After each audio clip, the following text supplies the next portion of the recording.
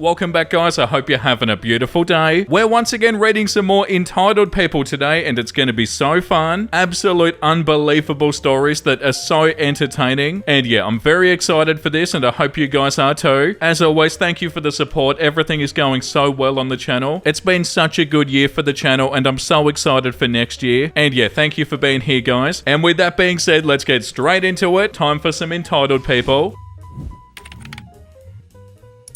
A woman in a supermarket tried to eject me from and take my wheelchair, so there I, 39 non-binary, was in a rural Shores. For those not in an area with Shores, it's a standard supermarket with a club that makes things cheaper, which is their way of hiding their markup. Stuff is just cheaper a few miles down the road. Unfortunately, there were a few things I could only get there, like my flavour of caffeine and food for the dogs. I was using my power chair, which back then I needed more often. It's an Eagle HD foldable deal and it works great. I'd been hit pretty hard by post-COVID, and I was very sedentary at that time in my life, along with a pre-existing joint problem. So I'm leaning forward to get a flat of Monster, and I stick it under my seat on the rack, when a woman pushes on my back and says, "I need that, you don't, you're younger." As I was belted in, nothing happened. It was only luck that I was belted in. Usually I would have undone it to pick up something heavy. I sat up and I pushed her hands off me saying, "What the hell?" And she shakes the back of my chair like it's a dinner chair or something, and goes, "You can use the scooter, the chair is better and I'm old." And she points at the crappy supermarket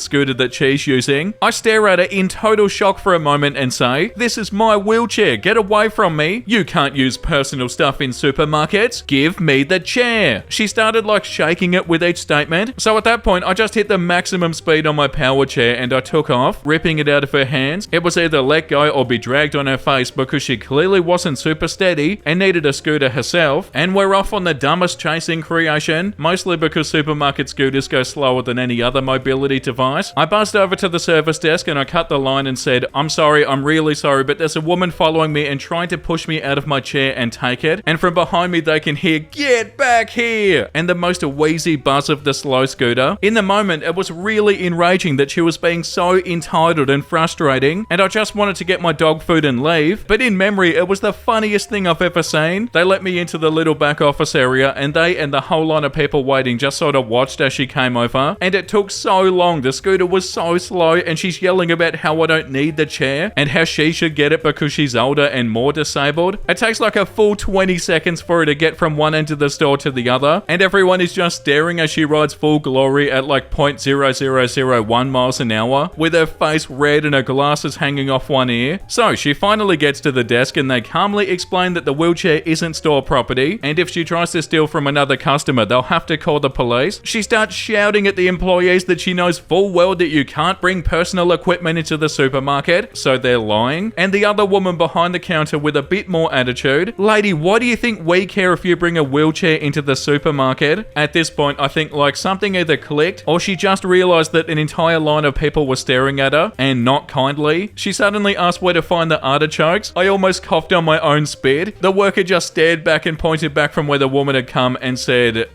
produce, and the woman left. I admit that for the rest of my visit, I avoided any aisle she was in because I did not want her close enough to grab me again. Now I can laugh about it for the absurdest comedy moment that it was. In retrospect, I feel there's a reason here, like her husband told her they shouldn't buy a thing like I had because they're not allowed to be in the supermarket. That's the best answer I can possibly come up with for that wild nonsense. Wherever you are, crazy lady, I hope you bought your own Eagle HD. Wow, that was so good. Commonly asked questions. How could you fit a flat of Monster energy drink on your wheelchair? Okay, check out the Eagle HD on Discover My Mobility. I'll make sure I put a photo on the screen. It has a rack underneath the seat, and while the flat doesn't fit in the basket, it sits on top of the arms of the basket pretty evenly. To add to that, I usually hang bags from the arms that I can put things into. Also, please some of you consider that disabled people need to carry stuff too when you say it's impossible. How do you think we shop? You should call to get the video. Interestingly, someone on the post is connecting me with a regional person who might have an ability to get it. It's very likely been recorded over since it was 3 years ago. What is 39N? I was 39 when the story took place, and I'm non-binary. My license says X under the gender, but X is a social media platform, so I put N. I'm not sure how y'all expect me to do it. Should I say 39 alien freak next time to make people happier? Lots of mouth-breathing comments on this, but I don't care. I am what I am, and that's okay with me. Why didn't you immediately call the cops and have her arrested? Have you ever lived in a rural town? It's actually really hard to get the cops to do anything about anything in a rural town for a variety variety of reasons. Getting cops to arrest an old lady in a small town would be nigh impossible and stupid. They'd be crucified by the public no matter what she was doing. Also, I'm trans. I know a lot of folks aren't, and they don't get it, but being trans means not wanting to deal with cops. There's very few narratives where the disabled trans person comes out better than the old lady who'll probably immediately turn sweet and start weeping and sobbing the second someone calls her out. People like to jump to the cops as if they're a blanket solution for problems, but in the vast amount of interpersonal situations, the cops will say that's a civil matter, and they'll walk away. I can almost promise you that since she had not actually stolen my chair, they would have just talked to her and left, because that was a funny video, not an actual danger. I didn't call them because that would have been potentially hours around cops and there were hungry dogs at home. You should stand up for yourself. Thank you, I did, by going and taking the best legal and socially acceptable way out. It's very easy to armchair quarterback someone else's life from the sidelines, but you know, most situations don't end with a verbal or physical confrontation that has swelling orchestral moments and a drop beat on the big punch. Most of them end with annoyance and a sense that my day was disrupted with no resolution. It would be great to give you that resolution with some badass story of me standing up to a bully, but that's not what actually happened. Instead, it was a really unthinking old lady who just needed to be kept at a distance until she could understand reality. And finally, a giant thank you to everyone who gave compliments to the story and the narrative. In case I do miss replying to any individual comments, I appreciate them all. Next time I'll share the story of why I ended up hiding from 8 toddlers under a table. Oh my god, yeah, I'm sorry you had to deal with this. So unbelievably entitled. The next one is called Dad's Entitled Wife Feels That She Should Be Addressed in Cards That I Send Him. Long story, I refuse to call my dad's wife stepmom because she does not deserve the title. Backstory, in the early to mid 90s, I was around 13 and my brother 15. We travelled from our home state to my dad's current state to spend the summer with him and to meet his wife for the first time. We didn't have much of a relationship with our dad. He was largely absent in our lives. Moving to his new state when I was 6, his wife turned out to be awful. She started out nice but slowly became very mean, treating me like a slave and making me take care of her grandchildren the entire summer. Me and my brother were miserable. My mum ended up bringing us home because all she did was make us do chores. I didn't mind helping, but I did all of it, and I started my period and she said that she was too busy to go get me pads. I had one in my carry-on bag and we were close to going home, so I stuffed my underwear with toilet paper and I saved a pad for the aeroplane. Fast forward, she dropped us at the doors to the airport, didn't even come in to check us in. Dad was at work. We get in there and we find our connecting flight at our layover stop would be late and we'd be stranded in that airport. Brother called our mum from a payphone and she called my dad's house, where his wife informed her that she knew this. The airport had called her, but she was too busy with her grandkids and didn't have the time to deal with us, and we would have to figure it out. I started crying and I told my mum I'd rather sleep in the airport than go back to their house anyway. A very nice couple and their children saw me crying and they came over to help. They were on the same flight as us and they'd worked it out to get a flight to an airport that was 3 hours away from our house. They helped us get on the same flight and they stayed with us until they were able to hand us over to our mum and stepdad. Wonderful man. And they drove us home. I still have not totally forgiven my dad for not only letting her treat us like crap, but staying with her after she abandoned us in an airport when I was only 13. But for my grandparents' sake, I have been civil with him. I'll never speak to her again though. I had the opportunity to tell her how I felt when she tried to friend me on Facebook, and that was the only time I've spoken to her in 31 years. I like to send greeting cards and I would send one to my dad every once in a while. I always only addressed it to him. She got butthurt and complained to him about me not addressing her in the cards, and he in turn complained to my grandma, who complained to me. I said, fine, guess I'm not sending him cards ever again, and I haven't. I can't believe she feels so entitled and delusional as to think she should get cards from me after she abandoned me and my brother in an airport far from our home. Grandparents are dead now and I don't think I'll ever see him again. He texts me from time to time and I will answer it, but I don't go out of my way to speak to him. My stepdad walked me down the aisle and my kids call him grandpa. Wow, I'm so sorry, that's awful. But what does she expect? And also, like this comment says, shout out to the kind strangers who helped you and your brother out. More than what your dad's entitled wife did. Yeah, and also what the dad did. But yeah, that's what I was thinking. It's so good that those people were at the airport, and it's so good that people can be super kind. Unlike the dad and his wife, a lady tried to take my Bath and Body Works coupon. I ran into this store during lunch because I thought it wouldn't be very busy. I was wrong. They mailed me a 20% off my entire purchase coupon, so I was going to buy a few of those scent pod things. Anyway, I have the coupon sticking out of the front pocket of my purse. Not super far. It was tucked in safely in the front pocket. I don't know why anyone would notice it there. I never look at other people that close when I'm out shopping. I kind of just keep my eye on the prize, so to speak. Not looking around at other people's purses, that's for sure. So, I'm looking at the scent pods, smelling some, staying in my lane, and someone taps on my shoulder. I turn around and a lady asks me, "Are you going to use that coupon?" I'm really taken aback because I'm literally in the store that coupon's for. If I'm shopping in the store with a coupon, I'm probably gonna use it. So even though I'm usually polite, I'm shocked enough by being interrupted by such a brazen question that I'm like, yeah, that's why I'm here. She says, "Oh, the 20% off coupon?" Me, "Yeah." I try to turn back around. She taps my shoulder again. "Well, do you think they'll let us both use it?" Me, well, I don't think so." At this point, she changes her tone and gets rude with me. "Well, how do you know? Have you asked before?" Now, I'm not the most assertive person, so I was like, well, I could go ask when I go up to the register. This lady holds her hand out and says, "Well, you can let me try it first and then I'll ask them." And I'm just standing there staring at her like, what the hell? The audacity. And does she think I'm dumb? Like, yeah, sure, you use the coupon first on your stuff and then ask if I can use it when they'll inevitably say no, and I'll be the one out of luck, shaking my head. So I finally just say, "No, sorry, I'll ask when I go up," and then turn around and walk away a few steps. I tuck the coupon in deeper into my pocket because at this point she was bold and I'm worried that she'll just grab it. She watches me for a while, but I just keep looking at other things trying to avoid eye contact. When I do go up to pay, the cashier just takes the coupon away and puts it in their register. I didn't even ask if I could use it again because I didn't want to be that person. Then I walked out of the store fast, eyes forward so I wouldn't have to see this woman again. This happened a few weeks ago, but I found this subreddit today and it reminded me of it. I still can't believe people like that. And the thing is, she was already at the store with stuff in her bag. She was already planning to buy things. Nothing in that store is necessary, lol. She just spied my coupon and was like, I could get this stuff cheaper. Oh, that's so infuriating and so entitled. What do you mean you're not going to give me your coupon? These sorts of people feel like everything in the world is about them, but they still feel like they're entitled to it even though it's not theirs. Oh, yeah, that sucks. Sucks that people are like this. The next one is called, "Dude, you just cut off the wrong funeral." Yesterday, I found myself in an unfortunate situation. I had to be an adult. Horrifying, I know. It's all sunshine and daisies when you're a kid and you see all the grown-ups getting to stay up as late as they want and buy nice things. Now I go to bed earlier than I did when I was a kid, and I have to do things like make myself go to the doctor or what have you. Pretty sure I would have stayed a Toys R Us kid if I'd known how much of a pain in the butt errands are. So I was coming from a doctor's appointment where I got shots and no lollipop, which is bogus, and going to spend way too much money on clothing for myself. I found myself driving hither and non-mentally chiding myself for being so short-sighted when I was a kid. I had it made. Then there was a long string of cars with hazards on and little flags all making the same turn. Know what's pretty high up there on the whole adulting importance scale? Not screwing with a funeral procession. When you see a hearse followed by a whole big long line of cars with their hazards on in the US, it's a funeral procession. It can suck if you're in a hurry, but there are certain things you simply do not do, such as honking at a funeral procession, or shouting, "What the hell, let's go," at the top of your lungs at a funeral procession, or getting fed up cutting around the 3 cars in front of you, and then bullying your way through a funeral procession making a turn. You know when it's extra super duper important to not do that? When it's a firefighter's funeral procession. Not only because this is a person who willingly enters burning buildings to save people, and thus merits respect. You ever see a burning building? I have. You know what I did? Stood there slack-jawed and just watched. But because where there's a funeral for a firefighter, there are other emergency responders, like EMS or,